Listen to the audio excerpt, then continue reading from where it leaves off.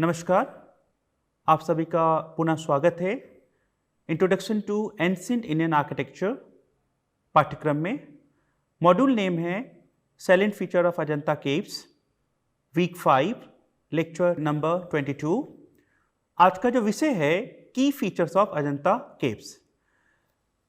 जैसा कि आपको विगत है कि लास्ट क्लास में हमने अजंता की रीडिस्कवरी और उस पर किए गए प्रमुख विद्वानों के कार्यों के बारे में हमने आपसे जिक्र किया था। तो आज की लेक्चर में हम मुख्य रूप से अजंता के बारे में हम सब जानने का प्रयास करेंगे और उसके जोग्राफिकल लोकेशन, उसके जो गुफाएं हैं उनकी लेआउट, किन राजाओं के द्वारा इन गुफाओं को के निर्माण में संरक्षण प्रदान किया गया उसके बारे में चर्चा करेंगे। इसके अलावा जो है हम अर्ली केव्स की बात करेंगे एंड द लेटर केव्स के बारे में हम डिस्कशन जो है करेंगे। और इसके अतिरिक्त जो है अजंता की गुफाओं की प्रमुख विशेषता क्या है उसके बारे में हम जानने का प्रयास करेंगे। जैसा कि आप जानते हैं कि 1983 में अजंता को यूनेस्को के द्वारा जो है वर्ल्ड हेरिटेज साइट के रूप में मान्यता प्राप्त हुई और इसी के साथ अजंता जो है पूरी दुनिया में एक महत्वपूर्ण टूरिस्ट सेंटर के रूप में जो है स्थापित हो जाता है। पूरी दुनिया में अजंता अपने चित्रों के लिए प्रसिद्ध है, किंतु हम ये देखते हैं कि अजंता में सिर्फ चित्र ही नहीं हैं। अजंता में हमें आर्किटेक्चर भी दिखाई देता है, जिसे हम बुद्धिस्ट आर्किटेक्चर कह सकते हैं। वहाँ पे हमें चैत्यगृह प्राप्त होते हैं, वहाँ पे हमें विहार प्राप्त होते हैं। इसके अलावा जो है अजंता में जो है हमें अत्यंत सुंदर मूर्तियों की भी प्राप्ति होती है। और अजंता जो है जैसा कि आप जानते हैं भारत के महाराष्ट्र राज्य में औरंगाबाद जिले में जो है स्थित है और यहाँ पर जो चित्र हैं वो 2nd सेंचुरी BC से लेकर 6th सेंचुरी AD के बीच जो है यहाँ की गुफाओं का निर्माण किया गया था। कुल 30 गुफाएं जो है हमें यहाँ पर प्राप्त होती हैं और सभी की सभी गुफाएं जो हैं वो बौद्ध धर्म से जो है संबंधित हैं। और इसके अतिरिक्त जो है यहाँ पर हम गुफाओं के अतिरिक्त जो है अजंता अपने स्कल्पचर्स, फ्रेस्को और मूरल चित्रों के लिए भी जो है वो फेमस है। और अजंता में जो प्राप्त होने वाले जो चित्र हैं वो बौद्ध धर्म की संस्कृति के बारे में और उसकी आर्टिस्टिक एक्टिविटीज के बारे में और उसके रिलीजियस एक्टिविटीज के बारे में जो है हिस्ट्री के बारे में हमें सूचना जो है प्रदान करते हैं और ये भी बताते हैं कि किस प्रकार के हमारे प्राचीन चित्रकारों ने जो है आज से 1500 वर्ष पूर्व ही जो है एक उच्चतम जो है स्थान जो है प्राप्त किया हुआ था। इसके अलावा जो है अजंता अपने रॉक कट आर्किटेक्चर यानी शैलकृत गुफाओं के लिए जो है पूरी दुनिया में जो है वो फेमस है। यहाँ पे आप देख सकते हैं, हम कह सकते हैं कि it's a aerial view of Ajanta caves और यहाँ से आप देख सकते हैं कि केव नंबर 1 जो है यहाँ से आरंभ होती है और ये गुफाएं सीधे आप यहाँ पर ऐसे इन गुफाओं को आप देख सकते हैं। तो पूरी की पूरी एक वोल्केनिक बसाल्ट रॉक क्लिफ पर जो है इन गुफाओं का निर्माण किया गया है। और ये गुफाएं एक चीज़ हमें और सूचना देती हैं। वो क्या सूचना देती हैं कि गुफाएं हमारे जो प्राचीन जो आर्किटेक्ट थे, जो शिल्पी थे, वो पर्यावरण को या प्रकृति को कम से कम नुकसान पहुंचाकर जो है संरचनाओं का निर्माण करने में उन्हें महारत हासिल थी। अब जब हम इन गुफाओं को देखते हैं तो आपको समझ में आता है कि किस प्रकार से जो है उन्होंने ना ही यहाँ के किसी वेजिटेशन को क्लीन किया, उन्होंने सिर्फ और सिर्फ जो है उस क्लिफ का सहारा लेते हुए जो है अंदर की तरफ जो है डिगिंग करते हुए जो है इन गुफाओं का और इन मोनेस्ट्रीज का, चैत्यगृहों का जो है उन्होंने निर्माण किया है।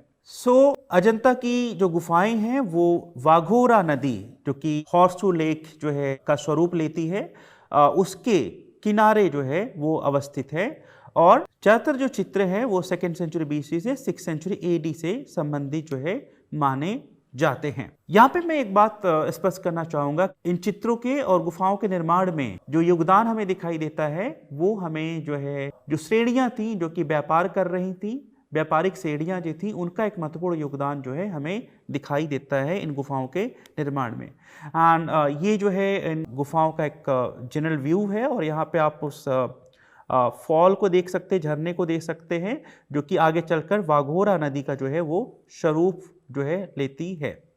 और एक और इंटरेस्टिंग चीज़ जो हमें दिखाई देती है अजंता में, वो है इनका वाटर मैनेजमेंट सिस्टम, जिसके बारे में बहुत कम चर्चा होती है। यहाँ के जो आर्किटेक्ट्स थे, उन्होंने इसी झरने के पानी को जो है चैनलाइज करते हुए इन गुफाओं में वाटर टैंक का निर्माण किया था, और यहाँ से पानी होते हुए प्रत्येक गुफा में जो है इस झरने का पानी जो है पहुँचाने का जो है अरेंजमेंट हमें दिखाई देता है। तो ये वाटर मैनेजमेंट सिस्टम हम कह सकते हैं कि अपने आप में यूनिक हमें दिखाई देता है, और किस प्रकार से इन पहाड़ी क्षेत्रों में भी जो है वाटर सप्लाई को सुचारू रूप से जारी करने के अरेंजमेंट किए गए थे, वो भी इसका एग्जाम्पल हमें दिखाई देता है। ये अजंता की गुफाओं के जनरल व्यू है, जिसमें हम देख सकते हैं कि गुफाएं जो हैं किस प्रकार से इनको निर्मित किया गया है। आप देख सकते हैं कि सिंपली जो है उनके क्लिफ को सहारा लेते हुए अंदर की तरफ जो है इनका निर्माण किया गया है। जैसा कि मैंने चर्चा किया कि इन गुफाओं के निर्माण में जो है व्यापारियों का एक महत्वपूर्ण योगदान दिखाई देता है। तो अजंता की जो गुफाएं हैं, अजंता हो चाहे एलोरा हो, एलोरा की गुफाएं भी, ये सभी गुफाएं जो हैं व्यापारिक मार्गों के किनारे अवस्थित हैं। और यहाँ पे आप देख सकते हैं कि किस प्रकार जो है भड़ौच, जो कि प्राचीन काल का एक महत्वपूर्ण बंदरगाह था, जहाँ से जो है पश्चिम एशिया और यूरोप की तरफ जो है व्यापार किए जाते थे, वो जो है वहाँ से एक व्यापारिक मार्ग निकलते हुए जो है वो पितलखोड़ा और दौलताबाद होते हुए अजंता होते हुए जो है पैठान और के साथ जुड़ा हुआ था। इसके साथ जो है वो कल्याण के जो पोर्ट्स थे और जो चावल के पोर्ट थे, उनके साथ भी जो है ये जुड़ा हुआ था। देखते हैं कि अजंता की जो गुफाएं हैं वो व्यापारिक मार्ग पर अवस्थित थी, और इन गुफाओं के निर्माण में इन व्यापारियों का एक महत्वपूर्ण योगदान दिखाई देता है। ये बात अवश्य है कि इन व्यापारियों को जो अनुमति प्राप्त हुई थी, वो वाकाटक शासकों ने जो है अनुमति प्रदान की थी, ये भी हमें स्पष्ट रूप से दिखाई देती है।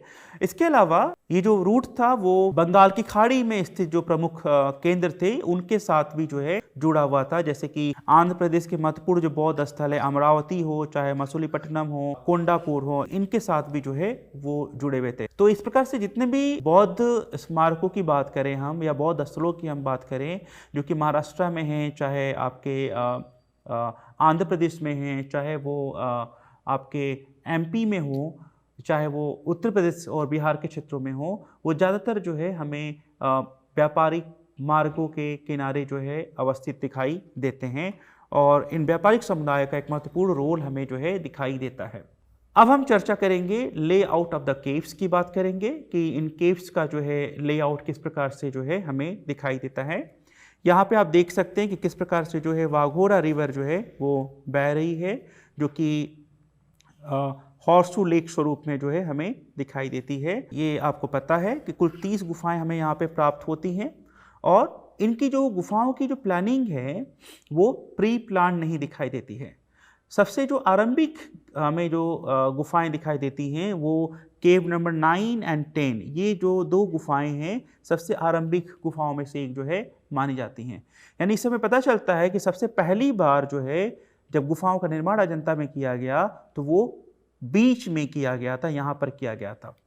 किंतु यहाँ पर आप देख पा रहे हैं कि इन गुफाओं के नामकरण जो है वो यहाँ से किया गया है, और यहाँ पे 28 नंबर है, 29 और 30 गुफाएं आपको आगे दिखाई देंगे। तो नामकरण जो है यहाँ से 1 से किया गया है। तो ये जो नामकरण किया गया है ये उनके निर्माण की तिथि के आधार पर नहीं किया गया है। ये नामकरण आर्कियोलॉजिकल सर्वे ऑफ इंडिया के द्वारा इनके फिजिकल लोकेशन के आधार पर जो है किया गया, यानी जो उनकी स्थिति है उस स्थिति के आधार पर जो पहली गुफा है उसे केव नंबर 1 जो है कह दिया गया। जो पहली गुफा है उसे केव नंबर 1 कहा गया, और उसके बाद की गुफा को केव नंबर 2, और ऐसे ही एक सीरीज हमें जो है गुफाओं की सीरीज हमें जो है प्राप्त होती है। जो प्रमुख गुफाएं हैं उनकी आप लेआउट यहाँ पर देख सकते हैं, और आप ये भी आइडेंटिफाई कर सकते हैं प्लान के आधार पर कि कौन सी गुफाएं जो हैं वो चैत्यगृह हैं और कौन सी गुफाएं जो हैं वो विहार हैं। ये भी हम प्लान के माध्यम से जो है आइडेंटिफाई कर सकते हैं। ज़्यादातर जो गुफाएं हैं और जो पेंटिंग्स हैं वो आपकी जो है 1500 वर्ष प्राचीन जो है मानी जाती हैं। इसके अलावा जो है हमें अजंता से अनेकों इंस्क्रिप्शन यानी कि अभिलेख प्राप्त होते हैं और एक अभिलेख बहुत फेमस है, केव नंबर 16 का अभिलेख जो है अत्यंत फेमस जो है माना जाता है, जिसमें ये उल्लेख किया गया है कि the paintings were dedicated to Buddha, जो चित्र हैं वो बुद्ध को समर्पित हैं। तो यहाँ पे स्पष्ट रूप से ये हमें उल्लेख प्राप्त होता है केव नंबर 16 से कि जितनी भी गुफाएं हैं और जो चित्र हैं वो किसको समर्पित हैं, भगवान बुद्ध को जो है समर्पित हैं। And the inscription beautifully narrates the गवाच, और इनमें जो है किस प्रकार से जो है उनके आर्किटेक्चरल जो टर्मिनोलॉजी है, नॉमेनक्लेचर है, उनके भी विवरण हमें जो है प्राप्त होते हैं।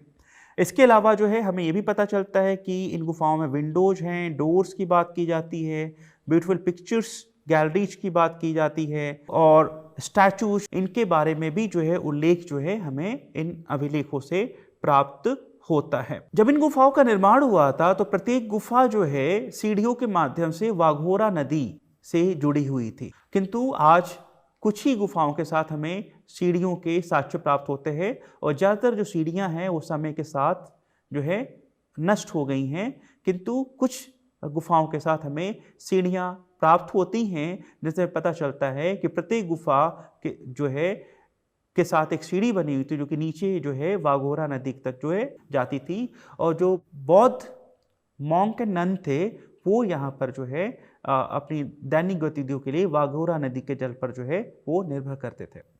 एक अन्य महत्वपूर्ण बात है कि ज़्यादातर जो है बुद्धिस्ट जो मॉन्क थे वो वर्षावास के दिनों में यहाँ पर निवास करना पसंद करते थे, यानी जो बारिश के दिन होते थे, बौद्ध धर्म में एक हमें नियम दिखाई देता है कि जो वर्षावास होता है उस समय बौद्ध भिक्षु और भिक्षुणियों को यात्रा करने की मनाही जो है हमें दिखाई देती है। उन दिनों जो है उन महीनों में बौद्ध भिक्षु जो है इन गुफाओं में जो है निवास करते थे। अब हम बात करेंगे कि किन किन शासकों ने, किन किन राजवंशों के द्वारा जो है इन गुफाओं के निर्माण में सहयोग प्रदान किया गया और संरक्षण प्रदान किया गया।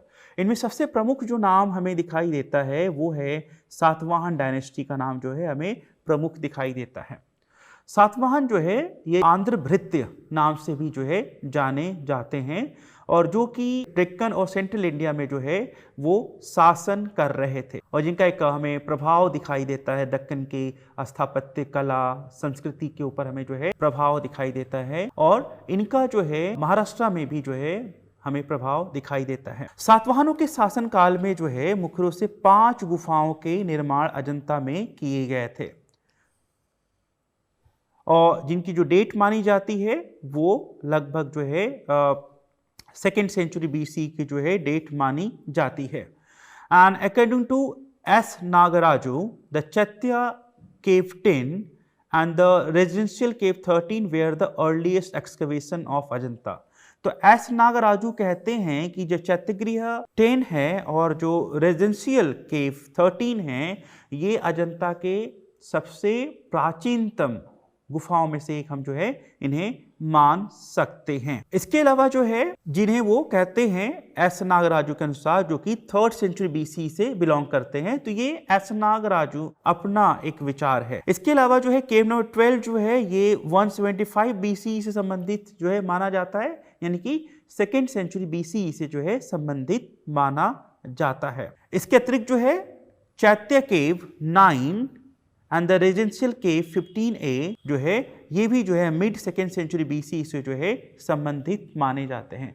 तो इस प्रकार से हम देखते हैं कि सातवाहनों के द्वारा जो है सर्वप्रथम अजंता में गुफाओं का निर्माण किया गया था और उस समय से 5 गुफाओं के निर्माण किए गए थे। इसी क्रम में अगला जो हमें नाम दिखाई देता है वो है वाकटक राजवंश जो है वो उनका एक प्रमुख योगदान जो है अजंता में हमें दिखाई देता है। इसके अलावा कुछ गुफाओं का निर्माण या उनको जो है अनुदान जो है चालुक्य शासकों के द्वारा भी जो है प्रदान किया गया था। यहाँ पे एक बात महत्वपूर्ण है कि ये सभी के सभी जो शासक थे वो हिंदू धर्म को मानने वाले थे। इसके बावजूद जो है उनके शासन काल में इन क्षेत्रों में बौद्ध धर्म को संरक्षण प्रदान करते हैं, बौद्ध धर्म को अनेकों प्रकार के दान देते हैं और उन व्यापारियों को, उन व्यापारिक श्रेणियों को वो अलाउ करते हैं इन गुफाओं के निर्माण हेतु अलाउ करते हैं, आज्ञा देते हैं, ये उनकी रिलीजियस टॉलरेंस पॉलिसी को जो है दर्शाता है। वाकाटोको के द्वारा निर्मित किए गए जो भी गुफाएं हैं उन्हें हम लेटर फेज के अंतर्गत जो है रखते हैं, और इनके निर्माण में जो है हमें वाकाटोको का एक महत्वपूर्ण योगदान दिखाई देता है। वाकाटोको की दो शाखाएं थी, पहली शाखा थी वेस्टर्न वाकाटक एंड दूसरी थी ईस्टर्न वाकाटक।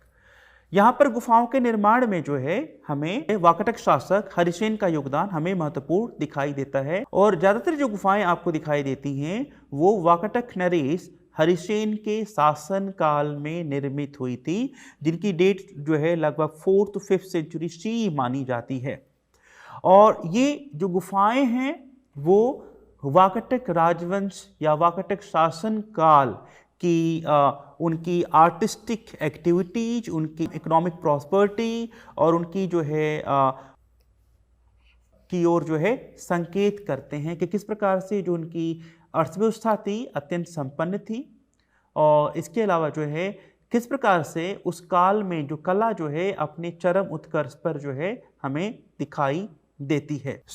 जैसा कि हमने आपको बताया पहले कि इन गुफाओं के निर्माण में डायरेक्टली जो है डायरेक्ट रॉयल सपोर्ट हमें नहीं दिखाई देता है। ज़्यादातर जो गुफाएं हैं वो जो धनी जो व्यापारिक जो श्रेणियां होती थीं उनके द्वारा निर्मित की गई थी। और एक चीज़ अन्य हमें महत्वपूर्ण दिखाई देता है कि इन श्रेणियों में हमें एक होड़ दिखाई देती है। जैसे मैंने आपको बताया कि औरंगाबाद में अकेले हमें अनेकों जगहों पर हमें सैकड़ों की संख्या में गुफाएं प्राप्त होती हैं, जैसे कि अजंता हो गया, एलोरा हो गया, पितलखोरा हो गया और अन्य स्थल हो गए। वहाँ पर हमें गुफाएं जो दिखाई देती हैं वो सभी के सभी व्यापारियों के द्वारा बनवाई गई थी। तो एक हमें होड़ दिखाई देती है, एक रेस दिखाई देती है इन व्यापारियों के में कि कौन अच्छी से अच्छी गुफाओं का निर्माण कर सकता है। इसके अलावा जो है एक अन्य महत्वपूर्ण चीज़ हमें जो दिखाई देती है कि ये जो व्यापारी थे ये कहीं ना कहीं उन शिल्पियों को, उन कारीगरों को और उन मूर्तिकारों को, उन चित्रकारों को, उन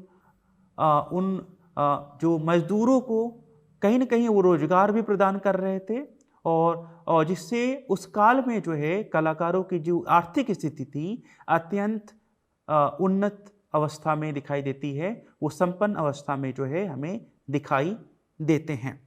तो इस प्रकार से हम ये कह सकते हैं कि संपूर्ण अजंता के जो चित्र हैं वो प्राचीन भारत के हिंदू शासकों की सहिष्णु नीति को जो है वो दर्शाते हुए दिखाई देते हैं। अब हम बात करेंगे कि अजंता के चित्रों का निर्माण कब और कैसे किया गया। अजंता के ज़्यादातर जो चित्र हैं उन्हें हम फर्स्ट फेज और सेकेंड फेज के अंतर्गत जो है रखते हैं। प्रथम चरण के अंतर्गत जो है हीनयान गुफाओं का निर्माण जो है किया गया, जो कि 2nd सेंचुरी से 1st सेंचुरी BCE के बीच निर्मित हुए। और सेकेंड फेज के अंतर्गत जो है हम महायान गुफाओं को हम रखते हैं। यहाँ पे मैं अंतर करना चाहूँगा कि हीनयान क्या है और महायान क्या है। हीनयान उस परंपरा को कहते हैं जो बुद्ध के द्वारा बताई गई नियमों को के अनुसार चलना पसंद कर रहा था, यानी बुद्ध ने जो निर्देश दिए थे उसका अक्षरशः पालन करना चाहता था। जो कर रहे थे वो हीनयानी कहलाए, और जो समय के साथ उन नियमों में, उन निर्देशों में परिवर्तन करने की इच्छा रखते थे वो जो है महायानी कहलाए। और बौद्ध धर्म का ये जो विभाजन है वो 1st सेंचुरी AD में होता है, यानी प्रथम सदी ईस्वी में जो है बौद्ध धर्म 2 प्रमुख वर्गों में विभाजित होता है, हीनयान एंड द महायान। तो यहाँ पे आप अनुमान लगा सकते हैं कि 1st सेंचुरी AD से पूर्व बने हुए जितनी भी यहाँ पे गुफाएं होंगी अजंता में वो सभी की सभी हीनयान से संबंधित होंगी। हीनयान परंपरा में बुद्ध की मूर्ति बनाने का हमें निषेध दिखाई देता है, यानी बुद्ध की मूर्ति के रूप में जो है पूजा नहीं होता है। बुद्ध की पूजा प्रतीकों से के माध्यम से की जा रही थी। किंतु महायान परंपरा में हमें दिखाई देता है कि बुद्ध की पूजा जो है मानवीय रूप में या मूर्तियों के रूप में जो है करने की परंपरा शुरू होती है।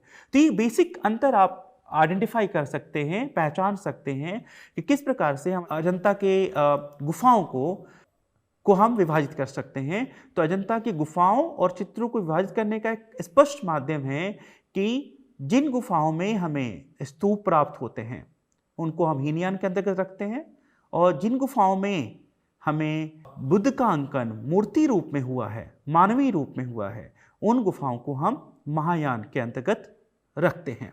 अब हम बात करेंगे हीनयान काल में बने हुए चित्रों की हम बात करेंगे। और जैसा कि मैंने आपको पहले बताया, जो अजंता की गुफाएं हैं इनके कंटेम्पोररी हमें अन्य गुफाएं भी, अन्य स्थानों पर भी गुफाएं दिखाई देती हैं, जैसा कि भाजा, कोंडाने, पितलखोरा और नासिक। अजंता के हीनयान के समकालीन ये सभी गुफाएं जो हैं अजंता के हीनयान काल के गुफाओं के समकालीन जो है मानी जाती हैं, जो कि जिनका निर्माण 2nd century 1st century BC के आसपास जो है किया गया था। और जैसा कि आप जानते हैं केव नंबर 9, 10 जो है वो चैत्यगृह हैं। चैत्यगृह का मतलब होता है प्रेयर हॉल। और केव नंबर 8, 12, 13 एंड 15A जो है वो विहार हैं। तो ये सभी जो है हमें हीनयान काल से संबंधित जो है माने जाते हैं। और इनमें जो है ऑब्जेक्ट, इन चैत्यगृहों में जो पूजा की जो वस्तु थी, जिनकी पूजा की जाती थी, वो स्तूप होते थे। यानी इन चैत्यगृहों में जो है स्तूपों का निर्माण किया गया था, जिनकी पूजा जो है बौद्ध भिक्षु किया करते थे।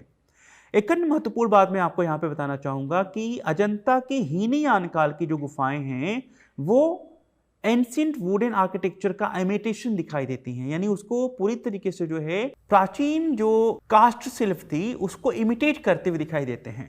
और वहाँ पर जो है उनके, जैसे कि आप यहाँ पे मैं इस प्रकार से इन गुफाओं का निर्माण कर रहे थे, और इन गुफाओं में वो लकड़ियों को भी जो है निर्मित कर रहे थे। यानी जो चीज़ें बनाई जाती थी, लकड़ियों की जो बडेरियाँ लगाई जाती थी, उनकी जो है हमें अंकन दिखाई देते हैं। चूंकि ये गुफाएं वल्केनिक रॉक बसाल्ट पर निर्मित है, तो यहाँ पे कोई आवश्यकता नहीं है कि इन गुफाओं में हम लकड़ियों को निर्माण करें, लकड़ियों को लगाएं, इसकी आवश्यकता नहीं दिखाई देती है। किंतु जो कारीगर थे, जो शिल्पी थे, जो आर्किटेक्ट थे, उन्होंने इन गुफाओं के निर्माण में एक नवीन माध्यम का प्रयोग किया। वो माध्यम क्या है? वो माध्यम है कि लकड़ी के स्थान पर पहाड़ों में गुफाओं का निर्माण करें। किंतु जो पुरानी परंपरा थी, उस परंपरा को वो छोड़ते हुए नहीं दिखाई देते हैं। उस परंपरा को उन्होंने जो है यहाँ पर भी जारी रखा। हमें जो है बीम्स जो है दिखाई देंगे, जिनकी कोई आवश्यकता नहीं थी कि उन रॉक शेल्टर्स में जो है इन बीम्स का निर्माण करें, जो कि नॉन फंक्शनल हमें दिखाई देते, किंतु इसका निर्माण वो कर रहे हैं। ये इसके स्पष्ट साक्ष्य जो है हमें भाजा से भी प्राप्त होते हैं और पितलखोरा से भी प्राप्त होते हैं कि उनमें वुडन बीम्स लगा रहे हैं, इसके साक्ष्य में दिखाई देते हैं। हीनयान पीरियड के केव्स की अगर अर्ली एग्जांपल्स की बात करें तो ये कुछ अर्ली एग्जांपल्स हैं, जहां पर आप देख सकते हैं कि किस प्रकार जो है वुडन आर्किटेक्चर का इमिटेशन है यहाँ पे हम दिखाई देता है। यहाँ पे लकड़ियाँ तो नहीं है, पर उन पत्थरों में ही जो है वो लकड़ियों को डिपिक्ट कर रहे हैं। यहाँ पर आप देख सकते हैं कि इस प्रकार से जो है वो उन लकड़ियों को डिपिक्ट कर रहे हैं, ये आपको यहाँ पर दिखाई देता है। ये केव नंबर 10 का है, और ये जो इमेज ली गई थी रॉबर्ट गिल के द्वारा जो है ये फोटोग्राफी की गई थी, जिसमें आप ये देख सकते हैं कि जो हॉल है, प्रेयर हॉल है, इसके जो पिलर्स हैं वो टूट चुके हैं। यहाँ पर जो है ये पिलर्स जो है टूट चुके हैं। यहाँ पे आप देख रहे हैं कि किस प्रकार से सारे पिलर जो है हवा में लटक रहे हैं, झूल रहे हैं। किंतु वर्तमान में इन पिलर्स को रिपेयर किया दिया गया, आर्कियोलॉजिकल सर्वे ऑफ इंडिया के द्वारा जो इन पिलर्स को रिपेयर कर दिया गया है। और यहाँ पे उन क्रैक्स को आप आसानी से देख सकते हैं, जिनको जो है ज्वाइंट किया गया है, उनको आप आसानी से यहाँ पर देख सकते हैं। जैसे ये है और ये वाले चित्र है, यहाँ पे आप देख सकते हैं किस प्रकार से जो है उनको रिपेयर किया गया। इसके अलावा केव नंबर 8 का ये प्लान है, आप यहाँ पे देख सकते हैं किस प्रकार से जो है ये मोनेस्ट्री है, इसके प्लान को आप देख सकते हैं। एंड ये केव नंबर 12 है, जो कि हीनयान से संबंधित है, और इसमें जो है इसका जो इंटीरियर व्यू है वो उन गुफाओं के प्रवेश द्वारों का इमिटेशन मात्र जो है हमें दिखाई देता है। एंड अजंता का जो केव नंबर 12 है उसमें आप जब प्रवेश करते हैं तो बीच में आपको एक चौकोर जो है एक हॉल दिखाई देगा। तीनों तरफ जो है आपको छोटे छोटे चैम्बर्स जो है दिखाई देंगे जो कि बौद्ध भिक्षुओं के रहने के लिए प्रयोग किए जाते थे। इसके अलावा जो है केव नंबर 13 जो है एक स्मॉल मोनेस्ट्री है जिसमें जो है 7 सेल्स दिखाई देते हैं। केव नंबर 14 जो है ये अनफिनिश्ड है। एक महत्वपूर्ण साक्ष्य है। जो अनफिनिश्ड केव होते हैं उनसे हमें क्या सूचना मिलती है, उससे हमें उन गुफाओं के निर्माण की तकनीकी को समझने में हमें जो है सहूलियत होती है, हमें सहायता प्राप्त होती है। केव नंबर 14 जो है अनफिनिश्ड केव है जिससे हम समझ पाते हैं कि इन गुफाओं का निर्माण कैसे किया गया होगा और इनके ऊपर चीजल मार्क भी दिखाई देते हैं, छेनियों के हथौड़ियों के निशान दिखाई देते हैं और किस प्रकार से जो है आज से हजारों वर्ष पूर्व बिना बारूद के, बिना मशीनों के जो है इस प्रकार के गुफाओं का निर्माण कर रहे थे हमारे शिल्पी। ये भी अपने आप में एक अद्भुत जो है हमें शिल्प के रूप में दिखाई देता है। केव नंबर 15A जो है एक स्मॉलेस्ट केव के रूप में जो है दिखाई देता है। अब हम बात करेंगे महायान पीरियड की केव्स की बात करेंगे।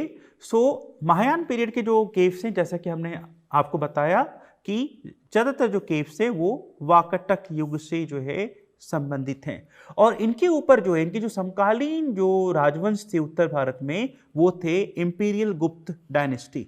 और इस काल के बने हुए गुफाओं में, मूर्तियों में और चित्रों में हमें गुप्त शैली की प्रभाव स्पष्ट रूप से दिखाई देता है। एक महत्वपूर्ण तथ्य के रूप में दिखाई देता है कि किस प्रकार से जो है गुप्त शैली का प्रभाव हमें महाराष्ट्र में दिखाई दे रहा है। तो कहीं ना कहीं गुप्तों और वाकाटकों के बीच जो वैवाहिक संबंध स्थापित हुए थे और उस संबंधों के परिणाम स्वरूप जो ज्ञान थी, जो ज्ञान परंपरा थी, जो स्थापत्य निर्माण की शैली थी, मूर्ति निर्माण की शैली थी और चित्र निर्माण की जो शैली थी, वो प्रभाव कैसे उत्तर भारत से पश्चिमी भारत तक पहुंचता है, इसके स्पष्ट जो है साक्ष्य हमें दिखाई देते हैं। और इस काल में जो एक्सकवेशन हुए उनको जो है राज्य की संरक्षण जो है प्राप्त होता हुआ हमें दिखाई देता है, जिसकी पुष्टि अनेकों अभिलेखों से होती है। जिसमें सबसे पहला अभिलेख है वराहदेव का अभिलेख है जो कि वाकाटक शासक हरिसेन का जो है मंत्री था, जिसने जो है केव नंबर 16, जिसकी बात मैंने पहले भी की है, बुद्धिस्ट संघ को जो है उसने डोनेट किया था। एंड केव नंबर 17 जो है was the gift of a prince, ठीक है, जो कि एक सामंत शासक था, उसके द्वारा जो है केव नंबर 17 जो है डोनेट किया गया था। तो किस प्रकार से राजा, उनके मंत्री और जो सामंत युवराज होते थे उनके द्वारा भी दान दिए गए हैं, उससे संबंधित अभिलेख जो है हमें केव नंबर 16 और केव नंबर 17 में जो है हमें प्राप्त होते हैं। इसके अलावा जो है अजंता से जो है हमें वेनसोंग 7th सेंचुरी AD में भारत की यात्रा पर आए थे। उन्होंने अजंता की यात्रा तो नहीं की थी, किंतु वो अपने यात्रा वृत्तांत में, ट्रैवल अकाउंट में अजंता के बारे में हमें अनेकों सूचनाएं, वो जो है महत्वपूर्ण सूचनाएं देते हैं, जिससे यह स्थापित होता है कि 7th सेंचुरी AD तक अजंता जो है एक महत्वपूर्ण बौद्ध केंद्र के रूप में स्थापित था। ये पुष्टि वेनसोंग के ट्रैवल अकाउंट से होती है। इसके अलावा जो है राष्ट्रकूट शासकों के कुछ अभिलेख भी जो है हमें केव नंबर 26 से प्राप्त होते हैं, जिससे पता चलता है कि 8th और 9th सेंचुरी AD में अजंता बौद्ध धर्म का एक प्रमुख केंद्र था। इसकी पुष्टि राष्ट्रकूट अभिलेखों से जो है होती है। इसके अलावा जो है अजंता की गुफाओं के विवरण जो है हमें अनेकों चाइनीज जो बौद्ध यात्री हैं उनके विवरणों में भी जो है अजंता से संबंधित उल्लेख हमें प्राप्त होते हैं। सो यहाँ पे फेमस केव नंबर 16 को देख सकते हैं, जहाँ पर जो है हमें वराहदेव का अभिलेख प्राप्त हुआ है, जो कि वाकाटक मंत्री थे। और ये केव नंबर 16 का इंटीरियर व्यू है, जिसमें आप देख सकते हैं कि एक सेल में जो है एक बुद्ध की प्रतिमा जो है स्थापित है, जिससे स्थापित होता है कि जो है महायान जो है केव था, ये स्थापित होता है इन प्रतिमाओं के माध्यम से। केव 17 का जो है ये इंटीरियर व्यू है, जिसमें आप देख सकते हैं, पिलर्स को देख सकते हैं और यहाँ पे चित्र बने हुए थे। इनके चित्र जो है वो नष्ट हो चुके हैं। यहाँ पर आपको दिखाई देंगे कि इनके ऊपर चित्र थे किंतु वो नष्ट हो चुके हैं। यहाँ पर आप चित्र देख सकते हैं, कुछ चित्रों के अंकन आपको यहाँ पर दिखाई देंगे और किस प्रकार से जो पिलर्स हैं वो अत्यंत कार्व्ड हमें दिखाई देते हैं। ये केव नंबर 19 बहुत फेमस है, अपने जो उसका फ्रंट है, जो फसाड है वो बहुत फेमस माना जाता है। यहाँ पे आप देख सकते हैं कि किस प्रकार से जो है इसका जो प्रवेश द्वार है बहुत सुंदर निर्मित किया गया है और उसके प्रवेश द्वार पर जो है बुद्ध की अनेकों प्रतिमाएं जो है निर्मित की गई, चाहे स्टैंडिंग पोजीशन में हो, सीटिंग पोजीशन में आपको दिखाई देती हैं। तो ये बहुत सुंदर व्यू है और इसके अंदर जो है केव नंबर 19 के अंदर जो है स्तूप के साथ साथ जो है प्रतिमा भी जो है हमें दिखाई देती है और इन मूर्तियों पर हमें गुप्त कला का स्पष्ट प्रभाव जो है हमें परिलक्षित होता है। केव number 20 front view and the inner view. Cave number 26 ये भी महायान परंपरा के अंतर्गत आता है और यहाँ पर केव नंबर 14 एंड 24 जो है जो एग्जाम्पल ऑफ अनफिनिश्ड केव्स जो है और यहाँ पर आप चिजल मार्क्स को आसानी से देख सकते हैं कि किस प्रकार से जो है ये चिजल मार्क जो है छेनियों के निशान आपको दिखाई देते हैं और यहाँ पर भी आप देख रहे हैं कि किस प्रकार से छेनियों के निशान जो है ये आपको दिखाई देते हैं। चूंकि मैं इन गुफाओं का मैं गया हूँ यहाँ पर और मैंने स्पष्ट रूप से सामने से देखा है, तो चिजल मार्क आसानी से देख सकते हैं किस प्रकार से जो है लोहे की बनी हुई, स्टील की बनी हुई जो छेनियाँ थी, हथौड़े थे, उनके प्रयोग से जो है इस प्रकार से पत्थरों को निकाला जाता था, एक्सट्रैक्ट किया जाता था। इसके स्पष्ट साक्ष्य जो है हमें दिखाई देते हैं। जो अजंता केव्स हैं उनसे हमें क्या, अगर हम इनका अध्ययन करते हैं तो हमें क्या सूचनाएं मिलती हैं, ये महत्वपूर्ण है। तो evolution of rock cut architecture के बारे में सूचना अजंता के गुफाओं के अध्ययन से जो है हमें प्राप्त होती है। इसके अलावा जो है जो स्कल्पचर्स हैं, जो मूर्तिकार हैं, उनके बारे में भी और मूर्तियों के बारे में भी जो है हमें सूचनाएं प्राप्त होती हैं। इसके अलावा जो है हमें यह भी पता चलता है कि किस प्रकार से वुडन आर्किटेक्चर का इमिटेशन जो है हमें अजंता की गुफाओं में दिखाई देता है, कि किस प्रकार से प्रस्तरों पर या पहाड़ों में गुफाओं के निर्माण से पूर्व जो है भारत में जो मंदिर या इस प्रकार के केंद्र बनते थे वो बनते थे लकड़ियों के माध्यम से, टिम्बर के माध्यम से निर्मित होते थे। इसके साक्ष्य भी जो है हमें अजंता से स्पष्ट रूप से दिखाई देते थे। इसके अलावा जो है इससे पता चलता है किस प्रकार से जो कारपेंट्री का जो प्रोफेशन था वो उसके प्रमाण हमें दिखाई देते हैं। गोल्ड स्मिथ प्रोफेशन के बारे में सूचनाएं मिलती हैं। आइवरी कार्वर से संबंधित जो है हमें चीजें दिखाई देती हैं। तो किस प्रकार अलग अलग शिल्पियों के जो लोग थे वो यहाँ पर इकट्ठा होकर उन्होंने जो है इन गुफाओं का निर्माण किया होगा, इससे संबंधित सूचनाएं हमें प्राप्त होती हैं। और हमने ये भी देखा कि किस प्रकार से हम अजंता की गुफाओं को दो वर्गों में विभाजित कर सकते हैं। हीनयान पीरियड की जो है गुफाएं जो कि प्री क्रिश्चियन एरा से संबंधित है, और महायान पीरियड की गुफाओं में जो है हम विभाजित कर सकते हैं। इसी क्रम में अगले जो लेक्चर होगा उसमें जो है हम मुख्य रूप से जो है इन गुफाओं की जो लेआउट है, यानी जो अजंता की जो विहार हैं एंड जो चैत्यगिरी हैं उनकी प्लान, उनके बारे में डिस्कस करेंगे। उनकी जो कंपोनेंट्स हैं उनके बारे में हम डिस्कशन करेंगे और किस प्रकार से इनके प्लान के माध्यम से जो है हम ये देख पाते हैं कि ये अजंता में जो गुफाएं थी वो मल्टी स्टोरी भी होती थी, यानी सिर्फ सिंगल फ्लोर नहीं होते थे, वहाँ सेकेंड स्टोरी भी गुफाओं के निर्माण किए गए थे। तो इसके बारे में हम अगली क्लास में जो है डिस्कस करेंगे, अगली कक्षा में इसके बारे में हम डिस्कशन करेंगे। Thank you.